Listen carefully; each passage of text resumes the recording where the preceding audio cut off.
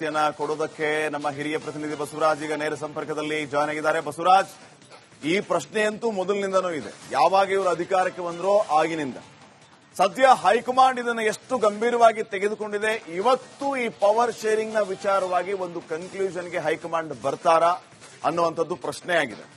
ಇಲ್ಲಪ್ಪ ನೀವು ಅಧಿಕಾರವನ್ನ ಬಿಟ್ಟು ಕೊಡಲೇಬೇಕು ಅಂತ ಸಿದ್ದರಾಮಯ್ಯ ಅವರಿಗೆ ಸೂಕ್ಷ್ಮವಾಗಿ ತಿಳಿಸ್ತಾರಾ, ಅಥವಾ ಈ ಬಗ್ಗೆ ಚರ್ಚೆನೆ ಮಾಡೋದಕ್ಕೆ ಹೋಗ್ಬೇಡಿ, ಅಭಿವೃದ್ಧಿ ಬಗ್ಗೆ ಫೋಕಸ್ ಮಾಡಿ ಅಂತ ಹೇಳ್ತಾರಾ? ಈ ಎರಡು ಪ್ರಶ್ನೆಗಳಿಗೆ ಅಥವಾ ಈ ಎರಡೂ ಪೈಕಿ ಒಂದಂತೂ ಹೇಳಬೇಕಾಗುತ್ತೆ. ಸೊ ಏನ್ ನಡೀತಾ ಇದೆ ದೆಹಲಿಯಲ್ಲಿ ಸದ್ಯಕ್ಕೆ ಅಂತ? ಖಂಡಿತ ಶ್ರೀಪಾದ್, ನೀವು ಹೇಳ್ತಕ್ಕಂಥ ಕೇಳಿರ್ತಕ್ಕಂಥ ಎರಡು ಪ್ರಶ್ನೆಗಳಲ್ಲಿ ಎರಡನೇ ಪ್ರಶ್ನೆಗೆ ಸ್ಪಷ್ಟವಾದಂತಹ ನಿರ್ಧಾರವನ್ನ ಸಿಎಂಡಿಸಿಎಂಗೆ ಕಾಂಗ್ರೆಸ್ ಹೈಕಮಾಂಡ್ ಸದ್ಯದ ಮಟ್ಟಿಗೆ ಸೂಚಿಸುವಂತ ಸಾಧ್ಯತೆಗಳು ದಟ್ಟವಾಗ್ತಾ ಇದಾವೆ. ಯಾಕಂದ್ರೆ ಕುರ್ಚಿ ಕದನ ಆರಂಭದ ದಿನದಿಂದಲೂ ಕೂಡ ಇದೆ. ಆದ್ರೆ ಅದರ ಸದ್ಯಕ್ಕೆ ಬಗೆಹರಿಸುವಂತ ಗೋಜಿಗೆ ಕಾಂಗ್ರೆಸ್ ಹೈಕಮಾಂಡ್ ಕೂಡ ಹೋಗುವ ಮನಸ್ಸು ಮಾಡ್ತಲ್ಲ. ಯಾಕೆಂದ್ರೆ ಇಲ್ಲಿ ಕಾಂಗ್ರೆಸ್ ಸರ್ಕಾರವನ್ನ ರಾಜ್ಯದಲ್ಲಿ ಉಳಿಸಿಕೊಳ್ಳಬೇಕಾಗಿದೆ. ಇಡೀ ಭಾರತ ದೇಶದಲ್ಲಿ ಅತಿ ದೊಡ್ಡ ಕಾಂಗ್ರೆಸ್ ಸರ್ಕಾರ ಇರತಕ್ಕಂಥದ್ದು ಅಥವಾ ಪಕ್ಷ ಸಂಘಟನೆಗೆ ಅವಶ್ಯಕತೆವಾದಂತಹ ಒಂದಷ್ಟು ಸಂಪನ್ಮೂಲಗಳ ಕ್ರೋಢೀಕರಣ ಆಗುತ್ತಕ್ಕಂಥದ್ದು ಕಾಂಗ್ರೆಸ್ ರಾಜ್ಯದಲ್ಲೇ ಮಾತ್ರ, ಕರ್ನಾಟಕದಲ್ಲಿ ಮಾತ್ರ. ಹಾಗಾಗಿ ಈ ಸರ್ಕಾರವನ್ನ ಒಂದು ಗದ್ದುಗೆ ವಿಚಾರವಾಗಿ ಕಳೆದುಕೊಳ್ಳೋಕೆ ಕಾಂಗ್ರೆಸ್ ಹೈಕಮಾಂಡ್ಗೂ ಕೂಡ ಸಾಧ್ಯ ಇಲ್ಲ. ಇದನ್ನ ಗದ್ದುಗೆ ವಿಚಾರವಾಗಿ ಅಲ್ಲಿ ಪೈಪೋಟಿ ನಡೆದು ಸರ್ಕಾರ ಬಿದ್ದು ಹೋಗ್ಲಿ ಅನ್ನುವಂತಹ ಆಶಾಭಾವದಲ್ಲಿ ಬಿಜೆಪಿ ಕೂಡ ಹದ್ದಿನ ಕಣ್ಣಿಟ್ಕೊಂಡು ಕೂತ್ಕೊಂಡಿದೆ. ಹಾಗಾಗಿ ಸುಲಭವಾಗಿ ರಾಜ್ಯ ಸರ್ಕಾರವನ್ನ ಕಳೆದುಕೊಳ್ಳೋಕೆ ಕಾಂಗ್ರೆಸ್ ಹೈಕಮಾಂಡ್ ಸುತಾರಾಮ್ ಒಪ್ತಲ್ಲ.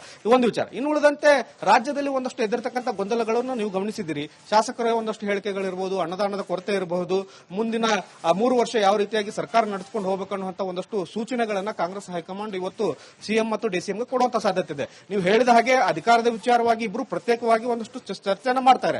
ಅದರ ಹೊರತಾಗಿಯೂ ಕೂಡ ಹೈಕಮಾಂಡ್ ಬಹಳ ಸೀರಿಯಸ್ ಆಗಿರ್ತಕ್ಕಂಥದ್ದು ಶಾಸಕರು ಕೊಟ್ಟಿರ್ತಕ್ಕಂಥ ದೂರುಗಳು, ಸಚಿವರ ಕಾರ್ಯವೈಖರಿ ಅನ್ನುವಂಥದ್ದು. ಪದೇ ಪದೇ ಅವರು ಹೇಳ್ತಾನೆ ಇದ್ದಾರೆ, ಸಚಿವ ಸಂಪುಟ ಪುನರ್ರಚನೆ ಮಾಡೋಣ, ಹೊಸಬರಿಗೆ ಅವಕಾಶ ಕೊಡೋಣ ಅಂತ. ಆದ್ರೆ ಸಿದ್ದರಾಮಯ್ಯ ಅವರು ಅದಕ್ಕೆ ಮನಸ್ಸು ಮಾಡ್ತಾ ಇರಲಿಲ್ಲ. ಆ ಕಾರಣಕ್ಕಾಗಿ ಈಗ ಸಚಿವ ಸಂಪುಟ ಪುನರ್ರಚನೆಗೆ ಒಂದು ರೀತಿಯಲ್ಲಿ ಕಾಲ ಪಕ್ವವಾಗಿದೆ. ಯಾಕಂದ್ರೆ 2 ವರ್ಷ ಕಳೆದು ಹೋಗಿದೆ, ಸಾಕಷ್ಟು ಆರೋಪಗಳು ಬಂದಿದ್ದಾವೆ. ಯಾರು ಕೆಲಸ ಮಾಡ್ತಾರೆ, ಮಾಡಲ್ಲ ಅನ್ನೋದು, ನಿಷ್ಕ್ರಿಯರಾಗಿದ್ದಾರೆ ಅನ್ನೋದು ಸದ್ಯದ ಮಟ್ಟಿಗೆ ಎಲ್ಲ ವರದಿಗಳನ್ನ ಕಾಂಗ್ರೆಸ್ ಹೈಕಮಾಂಡ್ ಸಂಗ್ರಹಿಸಿದೆ. ಇದರ ಜೊತೆಗೆ ಕೆಪಿಸಿಸಿ ಅಧ್ಯಕ್ಷ ಸ್ಥಾನ ಕೂಡ ಬದಲಾವಣೆಗೆ ಸಿಎಂ ಬಣ ಸಾಕಷ್ಟು ಪಟ್ಟು ಹಿಡ್ಕೊಂಡು ಕೂತಿತ್ತು. ಅದಕ್ಕೂ ಕೂಡ ಒಂದು ಕನ್ಕ್ಲೂಷನ್ ಇವತ್ತು ಸಿಗುವಂತ ಸಾಧ್ಯತೆಗಳಿದಾವೆ. ಇದರ ಜೊತೆಗೆ ಪರಿಷತ್ ಆಯ್ಕೆಗಳು ಕೂಡ ಬಾರಿ ಕಗ್ಗಂಟಾಗಿ ಕೂತ್ಕೊಂಡಿರ್ತಕ್ಕಂಥದ್ದು. ಕೊಟ್ಟಂತ ಹೆಸರುಗಳನ್ನ ಹೈಕಮಾಂಡ್ ಒಂದು ರೀತಿ ಒಪ್ಕೊಂಡು ಕೊನೆ ಹಂತದಲ್ಲಿ ಅದನ್ನ ಸ್ಟಾಪ್ ಕೂಡ ಮಾಡಿಸಿತ್ತು. ಆ ಕಾರಣಕ್ಕೆ ಆ ಹೆಸರುಗಳು 4 ಹೆಸರುಗಳು ಬಹಳ ಕಗ್ಗಂಟಾಗಿರತಕ್ಕಂಥ ಕಾರಣಕ್ಕಾಗಿ ಅದನ್ನ ಫೈನಲ್ ಮಾಡತಕ್ಕಂಥದ್ದು. ಇದೆ ಶಾಸಕರು, ಸಚಿವರು ಓಕೆ, ಅವರಿಗೆ ಅಧಿಕಾರಗಳು ಬೇಕು ಅನ್ನುವಂಥದ್ದು. ಆದ್ರೆ ಕಾರ್ಯಕರ್ತರು ಸಾಕಷ್ಟು ಆಕ್ರೋಶಗೊಂಡಿದ್ದಾರೆ. ನಿಗಮ ಮಂಡಳಿಗಳು ಸ್ಥಾನಗಳು ಖಾಲಿ ಬಿದ್ದಿದ್ದಾವೆ. ನಾವು 2 ವರ್ಷದಿಂದ ಕಾಯ್ತಾ ಇದ್ದೇವೆ, ನಮಗೆ ದುಡಿದಂತ ಪ್ರತಿಫಲ ಕೊಡಿ ಅನ್ನುವಂತ ಒಂದು ಆಹ್ವಾನ ಹೈಕಮಾಂಡ್ ಕೊಟ್ಟಿರ್ತಕ್ಕಂಥದ್ದು. ಹಾಗಾಗಿ ಆ ನಿಗಮ ಮಂಡಳಿಗಳನ್ನು ಕೂಡ ಫೈನಲ್ ಮಾಡುವ ನಿಟ್ಟಿನಲ್ಲಿ ಇವತ್ತು ಬಹಳ ಮಹತ್ವದ ಸಭೆ ನಡೀತಿದೆ. ಇದ್ರ ಜೊತೆಗೆ ಶಾಸಕರ ಜೊತೆ ಏನ್ ಅಭಿಪ್ರಾಯ ಸಂಗ್ರಹ ಮಾಡ್ಕೊಂಡು ಸುರ್ಜೇವಾಲಾ ಹೋಗಿದ್ದಾರೆ. ಸಿಎಂ ಡಿಸಿಎಂ ಅವರಿಗೆ ಖಡಕ್ ಸೂಚನೆಯನ್ನು ಕೊಡೋರಿದ್ದಾರೆ. ಇಂತಿಂತ ಲೋಪಗಳಾಗಿದ್ದಾವೆ, ಇವುಗಳನ್ನೆಲ್ಲವನ್ನು ಕೂಡ ಸರಿಪಡಿಸಲೇಬೇಕು ಅನ್ನುವಂತ ಒಂದು ವಾರ್ನಿಂಗ್ ಅನ್ನ ಸಿಎಂ ಡಿಸಿಎಂಗೆ ಸುರ್ಜೇವಾಲಾ ಸೇರಿದಂತೆ ರಾಹುಲ್ ಗಾಂಧಿ ಅವರು ಕೊಡೋರಿದ್ದಾರೆ. ಶ್ರೀಪಾದ್, ಥ್ಯಾಂಕ್ ಯು ಬಸವರಾಜ್ ಮಾಹಿತಿಯಾಗಿ. ಕೊಡೋದಕ್ಕೆ ನಮ್ಮ ಹಿರಿಯ ಪ್ರತಿನಿಧಿ ಬಸವರಾಜ್ ಈಗ ನೇರ ಸಂಪರ್ಕದಲ್ಲಿ ಜಾಯ್ನ್ ಆಗಿದ್ದಾರೆ. ಬಸವರಾಜ್, ಈ ಪ್ರಶ್ನೆಯಂತೂ ಮೊದಲಿನಿಂದನೂ ಇದೆ. ಯಾವಾಗ ಇವರು ಅಧಿಕಾರಕ್ಕೆ ಬಂದ್ರೋ ಆಗಿನಿಂದ.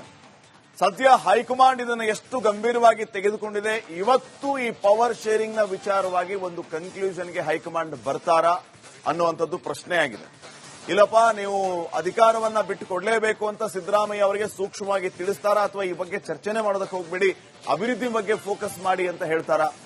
ಈ ಎರಡು ಪ್ರಶ್ನೆಗಳಿಗೆ ಅಥವಾ ಈ ಎರಡೂ ಪೈಕಿ ಒಂದಂತೂ ಹೇಳಬೇಕಾಗುತ್ತೆ. ಸೊ ಏನ್ ನಡೀತಾ ಇದೆ ದೆಹಲಿಯಲ್ಲಿ ಸದ್ಯಕ್ಕೆ ಅಂತ? ಖಂಡಿತ ಶ್ರೀಪಾದ್, ನೀವು ಕೇಳಿರ್ತಕ್ಕಂಥ ಎರಡು ಪ್ರಶ್ನೆಗಳಲ್ಲಿ ಎರಡನೇ ಪ್ರಶ್ನೆಗೆ ಸ್ಪಷ್ಟವಾದಂತಹ ನಿರ್ಧಾರವನ್ನ ಸಿಎಂಡಿಸಿಎಂಗೆ ಕಾಂಗ್ರೆಸ್ ಹೈಕಮಾಂಡ್ ಸದ್ಯದ ಮಟ್ಟಿಗೆ ಸೂಚಿಸುವಂತ ಸಾಧ್ಯತೆಗಳು ದಟ್ಟವಾಗ್ತಾ ಇದಾವೆ. ಯಾಕಂದ್ರೆ ಕುರ್ಚಿ ಕದನ ಆರಂಭದ ದಿನದಿಂದಲೂ ಕೂಡ ಇದೆ. ಆದ್ರೆ ಅದರ ಸದ್ಯಕ್ಕೆ ಬಗೆಹರಿಸುವಂತ ಗೋಜಿಗೆ ಕಾಂಗ್ರೆಸ್ ಹೈಕಮಾಂಡ್ ಕೂಡ ಹೋಗುವ ಮನಸ್ಸು ಮಾಡ್ತಲ್ಲ. ಯಾಕೆಂದ್ರೆ ಇಲ್ಲಿ ಕಾಂಗ್ರೆಸ್ ಸರ್ಕಾರವನ್ನ ರಾಜ್ಯದಲ್ಲಿ ಉಳಿಸಿಕೊಳ್ಳಬೇಕಾಗಿದೆ. ಇಡೀ ಭಾರತ ದೇಶದಲ್ಲಿ ಅತಿ ದೊಡ್ಡ ಕಾಂಗ್ರೆಸ್ ಸರ್ಕಾರ ಇರತಕ್ಕಂಥದ್ದು ಅಥವಾ ಪಕ್ಷ ಸಂಘಟನೆಗೆ ಅವಶ್ಯಕತೆವಾದಂತಹ ಒಂದಷ್ಟು ಸಂಪನ್ಮೂಲಗಳ ಕ್ರೋಢೀಕರಣ ಆಗುತ್ತಕ್ಕಂಥದ್ದು ಕಾಂಗ್ರೆಸ್ ರಾಜ್ಯದಲ್ಲೇ ಮಾತ್ರ, ಕರ್ನಾಟಕದಲ್ಲಿ ಮಾತ್ರ. ಹಾಗಾಗಿ ಈ ಸರ್ಕಾರವನ್ನ ಒಂದು ಗದ್ದುಗೆ ವಿಚಾರವಾಗಿ ಕಳೆದುಕೊಳ್ಳೋಕೆ ಕಾಂಗ್ರೆಸ್ ಹೈಕಮಾಂಡ್ಗೂ ಕೂಡ ಸಾಧ್ಯ ಇಲ್ಲ. ಇದನ್ನ ಗದ್ದುಗೆ ವಿಚಾರವಾಗಿ ಅಲ್ಲಿ ಪೈಪೋಟಿ ನಡೆದು ಸರ್ಕಾರ ಬಿದ್ದು ಹೋಗ್ಲಿ ಅನ್ನುವಂತಹ ಆಶಾಭಾವದಲ್ಲಿ ಬಿಜೆಪಿ ಕೂಡ ಹದ್ದಿನ ಕಣ್ಣಿಟ್ಕೊಂಡು ಕೂತ್ಕೊಂಡಿದೆ. ಹಾಗಾಗಿ ಸುಲಭವಾಗಿ ರಾಜ್ಯ ಸರ್ಕಾರವನ್ನ ಕಳೆದುಕೊಳ್ಳೋಕೆ ಕಾಂಗ್ರೆಸ್ ಹೈಕಮಾಂಡ್ ಸುತಾರಾಮ್ ಒಪ್ತಲ್ಲ. ಒಂದು ವಿಚಾರ. ಇನ್ನು ಉಳಿದಂತೆ ರಾಜ್ಯದಲ್ಲಿ ಒಂದಷ್ಟು ಎದುರಿರ್ತಕ್ಕಂಥ ಗೊಂದಲಗಳನ್ನು ನೀವು ಗಮನಿಸಿದ್ದೀರಿ. ಶಾಸಕರ ಒಂದಷ್ಟು ಹೇಳಿಕೆಗಳಿರಬಹುದು, ಅನ್ನದಾನದ ಕೊರತೆ ಇರಬಹುದು, ಮುಂದಿನ 3 ವರ್ಷ ಯಾವ ರೀತಿಯಾಗಿ ಸರ್ಕಾರ ನಡೆಸಿಕೊಂಡು ಹೋಗಬೇಕು ಅನ್ನುವಂತ ಒಂದಷ್ಟು ಸೂಚನೆಗಳನ್ನ ಕಾಂಗ್ರೆಸ್ ಹೈಕಮಾಂಡ್ ಇವತ್ತು ಸಿಎಂ ಮತ್ತು ಡಿಸಿಎಂಗೆ ಕೊಡುವಂತ ಸಾಧ್ಯತೆ ಇದೆ. ನೀವು ಹೇಳಿದ ಹಾಗೆ ಅಧಿಕಾರದ ವಿಚಾರವಾಗಿ ಇಬ್ರು ಪ್ರತ್ಯೇಕವಾಗಿ ಒಂದಷ್ಟು ಚರ್ಚೆನ ಮಾಡ್ತಾರೆ. ಅದರ ಹೊರತಾಗಿಯೂ ಕೂಡ ಹೈಕಮಾಂಡ್ ಬಹಳ ಸೀರಿಯಸ್ ಆಗಿರ್ತಕ್ಕಂಥದ್ದು ಶಾಸಕರು ಕೊಟ್ಟಿರ್ತಕ್ಕಂಥ ದೂರುಗಳು, ಸಚಿವರ ಕಾರ್ಯವೈಖರಿ ಅನ್ನುವಂಥದ್ದು. ಪದೇ ಪದೇ ಅವರು ಹೇಳ್ತಾನೆ ಇದ್ದಾರೆ, ಸಚಿವ ಸಂಪುಟ ಪುನರ್ರಚನೆ ಮಾಡೋಣ, ಹೊಸಬರಿಗೆ ಅವಕಾಶ ಕೊಡೋಣ ಅಂತ. ಆದ್ರೆ ಸಿದ್ದರಾಮಯ್ಯ ಅವರು ಅದಕ್ಕೆ ಮನಸ್ಸು ಮಾಡ್ತಾ ಇರಲಿಲ್ಲ. ಆ ಕಾರಣಕ್ಕಾಗಿ ಈಗ ಸಚಿವ ಸಂಪುಟ ಪುನರ್ರಚನೆಗೆ ಒಂದು ರೀತಿಯಲ್ಲಿ ಕಾಲ ಪಕ್ವವಾಗಿದೆ. ಯಾಕಂದ್ರೆ 2 ವರ್ಷ ಕಳೆದು ಹೋಗಿದೆ, ಸಾಕಷ್ಟು ಆರೋಪಗಳು ಬಂದಿದ್ದಾವೆ, ಯಾರು ಕೆಲಸ ಮಾಡ್ತಾರೆ ಮಾಡಲ್ಲ ಅನ್ನೋದು, ನಿಷ್ಕ್ರಿಯರಾಗಿದ್ದಾರೆ ಅನ್ನೋದು ಸದ್ಯದ ಮಟ್ಟಿಗೆ ಎಲ್ಲ ವರದಿಗಳನ್ನ ಕಾಂಗ್ರೆಸ್ ಹೈಕಮಾಂಡ್ ಸಂಗ್ರಹಿಸಿದೆ. ಇದರ ಜೊತೆಗೆ ಕೆಪಿಸಿಸಿ ಅಧ್ಯಕ್ಷ ಸ್ಥಾನ ಕೂಡ ಬದಲಾವಣೆಗೆ ಸಿಎಂ ಬಣ ಸಾಕಷ್ಟು ಪಟ್ಟು ಹಿಡ್ಕೊಂಡು ಕೂತಿತ್ತು.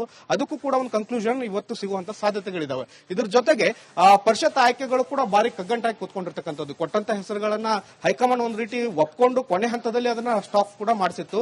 ಆ ಕಾರಣಕ್ಕೆ ಆ ಹೆಸರುಗಳು 4 ಹೆಸರುಗಳು ಬಹಳ ಕಗ್ಗಂಟಾಗಿರತಕ್ಕಂಥ ಕಾರಣಕ್ಕಾಗಿ ಅದನ್ನ ಫೈನಲ್ ಮಾಡತಕ್ಕಂಥದ್ದು.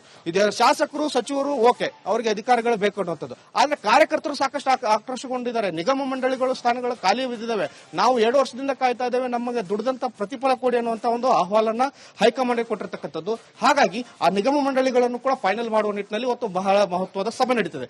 ಇದ್ರ ಜೊತೆಗೆ ಶಾಸಕರ ಜೊತೆ ಏನ್ ಅಭಿಪ್ರಾಯ ಸಂಗ್ರಹ ಮಾಡ್ಕೊಂಡು ಸುರ್ಜೇವಾಲಾ ಸಿಎಂ ಡಿಸಿಎಂ ಅವರಿಗೆ ಖಡಕ್ ಸೂಚನೆಯನ್ನು ಕೊಡೋರಿದ್ದಾರೆ. ಇಂತಿಂತ ಲೋಪಗಳಾಗಿದ್ದಾವೆ, ಇವುಗಳನ್ನೆಲ್ಲವನ್ನು ಕೂಡ ಸರಿಪಡಿಸಲೇಬೇಕು ಅನ್ನೋ ಒಂದು ವಾರ್ನಿಂಗ್ ಅನ್ನ ಸಿಎಂ ಡಿಸಿಎಂಗೆ ಸುರ್ಜೇವಾಲಾ ಸೇರಿದಂತೆ ರಾಹುಲ್ ಗಾಂಧಿ ಅವರು ಕೊಡೋರಿದ್ದಾರೆ. Shripad, thank you Basavaraj ಮಾಹಿತಿಯಾಗಿ.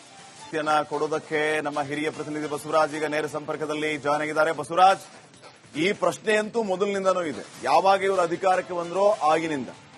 ಸದ್ಯ ಹೈಕಮಾಂಡ್ ಇದನ್ನು ಎಷ್ಟು ಗಂಭೀರವಾಗಿ ತೆಗೆದುಕೊಂಡಿದೆ. ಇವತ್ತು ಈ ಪವರ್ ಶೇರಿಂಗ್ ನ ವಿಚಾರವಾಗಿ ಒಂದು ಕನ್ಕ್ಲೂಷನ್ಗೆ ಹೈಕಮಾಂಡ್ ಬರ್ತಾರಾ ಅನ್ನುವಂಥದ್ದು ಪ್ರಶ್ನೆ ಆಗಿದೆ.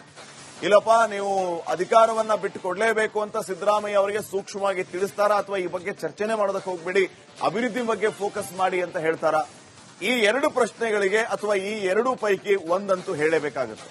ಸೊ ಏನ್ ನಡೀತಾ ಇದೆ ದೆಹಲಿಯಲ್ಲಿ ಸದ್ಯಕ್ಕೆ ಅಂತ? ಖಂಡಿತ ಶ್ರೀಪಾದ್, ನೀವು ಹೇಳ್ತಕ್ಕಂಥ ಕೇಳಿರ್ತಕ್ಕಂಥ 2 ಪ್ರಶ್ನೆಗಳಲ್ಲಿ 2ನೇ ಪ್ರಶ್ನೆಗೆ ಸ್ಪಷ್ಟವಾದಂತಹ ನಿರ್ಧಾರವನ್ನ ಸಿಎಂ ಡಿಸಿಎಂಗೆ ಕಾಂಗ್ರೆಸ್ ಹೈಕಮಾಂಡ್ ಸದ್ಯದ ಮಟ್ಟಿಗೆ ಸೂಚಿಸುವಂತ ಸಾಧ್ಯತೆಗಳು ದಟ್ಟವಾಗ್ತಾ ಇದಾವೆ. ಯಾಕಂದ್ರೆ ಕುರ್ಚಿ ಕದನ ಆರಂಭದ ದಿನದಿಂದಲೂ ಕೂಡ ಇದೆ.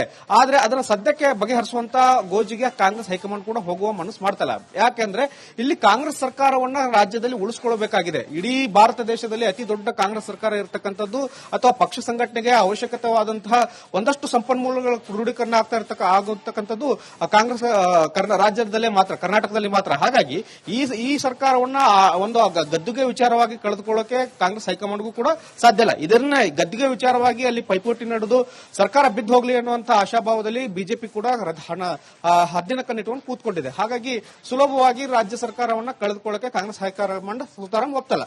ಒಂದು ವಿಚಾರ. ಇನ್ನು ಉಳಿದಂತೆ ರಾಜ್ಯದಲ್ಲಿ ಒಂದಷ್ಟು ಎದುರ್ತಕ್ಕಂಥ ಗೊಂದಲಗಳನ್ನು ನೀವು ಗಮನಿಸಿದ್ದೀರಿ. ಶಾಸಕರ ಒಂದಷ್ಟು ಹೇಳಿಕೆಗಳಿರಬಹುದು, ಅನ್ನದಾನದ ಕೊರತೆ ಇರಬಹುದು, ಮುಂದಿನ 3 ವರ್ಷ ಯಾವ ರೀತಿಯಾಗಿ ಸರ್ಕಾರ ನಡೆಸಿಕೊಂಡು ಹೋಗಬೇಕು ಅನ್ನುವಂತ ಒಂದಷ್ಟು ಸೂಚನೆಗಳನ್ನ ಕಾಂಗ್ರೆಸ್ ಹೈಕಮಾಂಡ್ ಇವತ್ತು ಸಿಎಂ ಮತ್ತು ಡಿಸಿಎಂಗೆ ಕೊಡುವಂತ ಸಾಧ್ಯತೆ ಇದೆ. ನೀವು ಹೇಳಿದ ಹಾಗೆ ಅಧಿಕಾರದ ವಿಚಾರವಾಗಿ ಇಬ್ರು ಪ್ರತ್ಯೇಕವಾಗಿ ಒಂದಷ್ಟು ಚರ್ಚೆನ ಮಾಡ್ತಾರೆ. ಅದರ ಹೊರತಾಗಿಯೂ ಕೂಡ ಹೈಕಮಾಂಡ್ ಬಹಳ ಸೀರಿಯಸ್ ಆಗಿರ್ತಕ್ಕಂಥದ್ದು ಶಾಸಕರು ಕೊಟ್ಟಿರ್ತಕ್ಕಂಥ ದೂರುಗಳು, ಸಚಿವರ ಕಾರ್ಯವೈಖರಿ ಅನ್ನುವಂಥದ್ದು. ಪದೇ ಪದೇ ಅವರು ಹೇಳ್ತಾನೆ ಇದ್ದಾರೆ, ಸಚಿವ ಸಂಪುಟ ಪುನರ್ರಚನೆ ಮಾಡೋಣ, ಹೊಸಬರಿಗೆ ಅವಕಾಶ ಕೊಡೋಣ ಅಂತ. ಆದ್ರೆ ಸಿದ್ದರಾಮಯ್ಯ ಅವರು ಅದಕ್ಕೆ ಮನಸ್ಸು ಮಾಡ್ತಾ ಇರಲಿಲ್ಲ. ಆ ಕಾರಣಕ್ಕಾಗಿ ಈಗ ಸಚಿವ ಸಂಪುಟ ಪುನರ್ರಚನೆಗೆ ಒಂದು ರೀತಿಯಲ್ಲಿ ಕಾಲ ಪಕ್ವವಾಗಿದೆ. ಯಾಕಂದ್ರೆ 2 ವರ್ಷ ಕಳೆದು ಹೋಗಿದೆ, ಸಾಕಷ್ಟು ಆರೋಪಗಳು ಬಂದಿದ್ದಾವೆ, ಯಾರು ಕೆಲಸ ಮಾಡ್ತಾರೆ ಮಾಡಲ್ಲ ಅನ್ನೋದು, ನಿಷ್ಕ್ರಿಯರಾಗಿದ್ದಾರೆ ಅನ್ನೋದು ಸದ್ಯದ ಮಟ್ಟಿಗೆ ಎಲ್ಲ ವರದಿಗಳನ್ನ ಕಾಂಗ್ರೆಸ್ ಹೈಕಮಾಂಡ್ ಸಂಗ್ರಹಿಸಿದೆ. ಇದರ ಜೊತೆಗೆ ಕೆಪಿಸಿಸಿ ಅಧ್ಯಕ್ಷ ಸ್ಥಾನ ಕೂಡ ಬದಲಾವಣೆಗೆ ಸಿಎಂ ಬಣ ಸಾಕಷ್ಟು ಪಟ್ಟು ಹಿಡ್ಕೊಂಡು ಕೂತಿತ್ತು. ಅದಕ್ಕೂ ಕೂಡ ಒಂದು ಕನ್ಕ್ಲೂಷನ್ ಇವತ್ತು ಸಿಗುವಂತ ಸಾಧ್ಯತೆಗಳಿದಾವೆ. ಇದ್ರ ಜೊತೆಗೆ ಪರಿಷತ್ ಆಯ್ಕೆಗಳು ಕೂಡ ಬಾರಿ ಕಗ್ಗಂಟಾಗಿ ಕೂತ್ಕೊಂಡಿರ್ತಕ್ಕಂಥದ್ದು. ಕೊಟ್ಟಂತ ಹೆಸರುಗಳನ್ನ ಹೈಕಮಾಂಡ್ ಒಂದು ರೀತಿ ಒಪ್ಕೊಂಡು ಕೊನೆ ಹಂತದಲ್ಲಿ ಅದನ್ನ ಸ್ಟಾಪ್ ಕೂಡ ಮಾಡಿಸಿತ್ತು. ಆ ಕಾರಣಕ್ಕೆ ಆ ಹೆಸರುಗಳು 4 ಹೆಸರುಗಳು ಬಹಳ ಕಗ್ಗಂಟಾಗಿರತಕ್ಕಂಥ ಕಾರಣಕ್ಕಾಗಿ ಅದನ್ನ ಫೈನಲ್ ಮಾಡತಕ್ಕಂಥದ್ದು. ಇದೆ ಶಾಸಕರು ಸಚಿವರು ಓಕೆ, ಅವರಿಗೆ ಅಧಿಕಾರಿಗಳು ಬೇಕು ಅನ್ನುವಂಥದ್ದು. ಆದ್ರೆ ಕಾರ್ಯಕರ್ತರು ಸಾಕಷ್ಟು ಆಕ್ರೋಶಗೊಂಡಿದ್ದಾರೆ. ನಿಗಮ ಮಂಡಳಿಗಳು ಸ್ಥಾನಗಳು ಖಾಲಿ ಬಿದ್ದಿದ್ದಾವೆ. ನಾವು 2 ವರ್ಷದಿಂದ ಕಾಯ್ತಾ ಇದ್ದೇವೆ, ನಮಗೆ ದುಡಿದಂತ ಪ್ರತಿಫಲ ಕೊಡಿ ಅನ್ನುವಂತ ಒಂದು ಆಹ್ವಾನ ಹೈಕಮಾಂಡ್ ಕೊಟ್ಟಿರ್ತಕ್ಕಂಥದ್ದು. ಹಾಗಾಗಿ ಆ ನಿಗಮ ಮಂಡಳಿಗಳನ್ನು ಕೂಡ ಫೈನಲ್ ಮಾಡುವ ನಿಟ್ಟಿನಲ್ಲಿ ಇವತ್ತು ಬಹಳ ಮಹತ್ವದ ಸಭೆ ನಡೀತದೆ. ಇದ್ರ ಜೊತೆಗೆ ಶಾಸಕರ ಜೊತೆ ಏನ್ ಅಭಿಪ್ರಾಯ ಸಂಗ್ರಹ ಮಾಡ್ಕೊಂಡು ಸುರ್ಜೇವಾಲಾ ಸಿಎಂ ಡಿಸಿಎಂ ಅವರಿಗೆ ಖಡಕ್ ಸೂಚನೆಯನ್ನು ಕೊಡೋರಿದ್ದಾರೆ. ಇಂತಿಂತ ಲೋಪಗಳಾಗಿದ್ದಾವೆ, ಇವುಗಳನ್ನೆಲ್ಲವನ್ನು ಕೂಡ ಸರಿಪಡಿಸಲೇಬೇಕು ಅನ್ನೋ ಒಂದು ವಾರ್ನಿಂಗ್ ಅನ್ನ ಸಿಎಂ ಡಿಸಿಎಂಗೆ ಸುರ್ಜೇವಾಲಾ ಸೇರಿದಂತೆ ರಾಹುಲ್ ಗಾಂಧಿ ಅವರು ಕೊಡೋರಿದ್ದಾರೆ. ಶ್ರೀಪಾದ್.